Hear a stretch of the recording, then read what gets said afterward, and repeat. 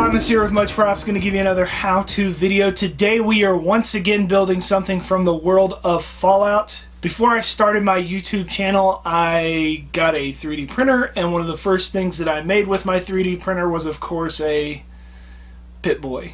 While I was new to 3D printing and prop making pretty much, it didn't turn out so great. On the channel, I had an opportunity to make another one for Fallout 4, and I used PVC and EVA and a bunch of random parts to make it. Yeah, that one. You can go back and watch it if you wanted to, but I was a lot more proud of this one. My wife, being the awesome wife that she is and knowing the lover of all things Fallout, she bought me the new Pip Boy kit. There have been a lot of people out there that have already made tutorial videos on how to put this stuff together as far as modding it. Bill Duran has an awesome video, and I intend on doing a lot of the things he did to his. But on this particular video, I just wanted to show you putting it together, using my Dremel to scratch it up and scuff it up using some Scotch-Brite, and then using shoe polish and Sharpie markers to age it. So today we are going to build a Pip Boy from Fallout 76. Let's get to building.